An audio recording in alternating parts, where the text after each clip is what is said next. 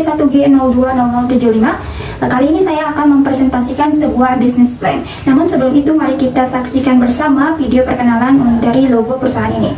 Berikut cuplikannya.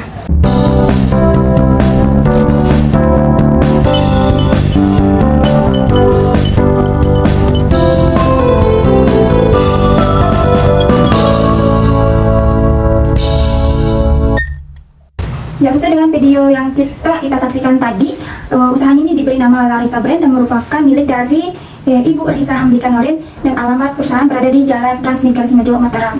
Larissa Brand ini merupakan sebuah usaha yang bergerak di bidang makanan ringan yang berbentuk perseorangan. Karena modalnya kecil, maka bentuk usaha perseorangan adalah suatu bentuk usaha yang ideal, di mana pimpinan dipegang oleh pemiliknya sendiri dan memiliki tanggung jawab yang tidak terbatas.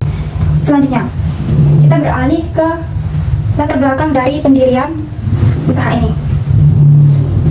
Adapun sasaran utama pembangunan ekonomi Indonesia yaitu mencapai keseimbangan antara sektor pertanian dan sektor industri.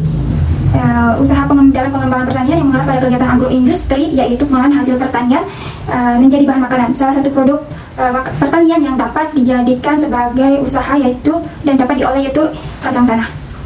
Kacang tanah memiliki nilai ekonomi dan kandungan lemak serta protein tinggi yang dapat dimanfaatkan sebagai bahan industri pengolahan seperti rengginang. Nah, rengginang ini merupakan makanan ringan tradisional yang terbuat dari ketan. Nah, yang biasanya terbuat dari ketan, tetapi kami dari Larissa Brand akan melakukan inovasi dengan mengganti bahan bakunya menjadi kacang tanah. Kenapa kita memilih rengginang? Karena rengginang ini merupakan makanan ringan yang memiliki peminat yang cukup banyak dan relatif stabil, bahkan cenderung mengalami kenaikan.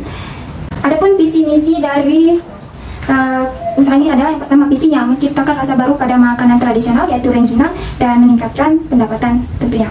Kemudian untuk mencapai visi itu, pertama kita memiliki visi mengembangkan berbagai rasa baru rengginang yang berorientasi pada inovasi, kreativitas, dan teknologi. Kemudian misi yang kedua itu menjalin hubungan kerjasama antar karyawan maupun investor. Kemudian misi yang ketiga yaitu memberi pelayanan yang terbaik kepada para konsumen. Sekarang kita beralih ke struktur organisasi. Adapun 4 bagian penting dari struktur organisasi ini. Yang pertama ada pimpinan yang merupakan lembaga tertinggi dari usaha ini. Kemudian yang membawahi 3 bagian yang sejajar. Yang pertama ada bagian produksi, kemudian bagian pemasaran, dan keempat 3 bagian keuangan. Adapun tugas dari masing-masing lembaga ini, yang pertama pimpinan. Pimpinan itu bertugas membuat perencanaan strategi bisnis dan meningkatkannya, kemudian manajemen karyawan dengan baik, dan ketiga menjalin kerjasama dengan berbagai investor untuk mengembangkan usaha ini. Kemudian yang kedua bagian produksi.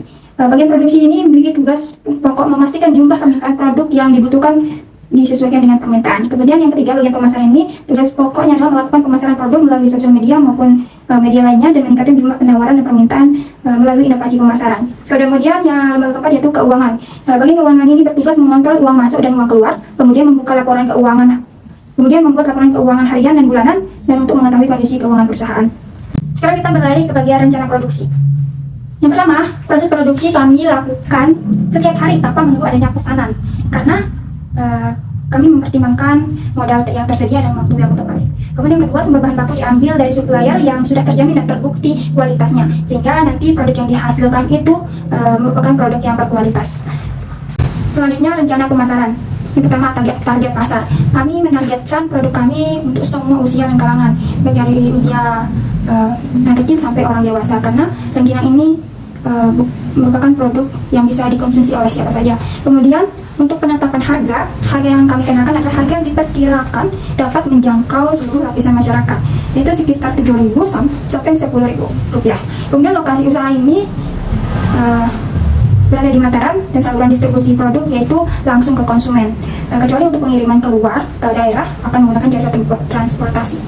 Kita beralih ke rencana laba dan rugi. Sesuai dengan yang tertera di sana, biaya tetapnya itu sekitar 1.530.000, kemudian biaya variabelnya 1.770.000, sehingga nanti total biayanya itu mencapai 3.340.000. Kemudian untuk produksi per bulannya itu kami menghasilkan 750 bungkus rengginang dengan harga per kemasan itu 9.000 setelah dihitung untuk segala biayanya. Kemudian total pendapatan kami per bulan itu sekitar 6.750.000, sehingga kami mengambil keuntungan per bulan itu 3.410.000. Ya, untuk mengetahui usaha kami lain, kami menggunakan RC ratio, sehingga didapatkan hasil 2,02, yang artinya usaha layak dijalankan karena terkira RC ratio-nya lebih dari 1. Ya, itulah tadi presentasi singkat tentang business plan kami.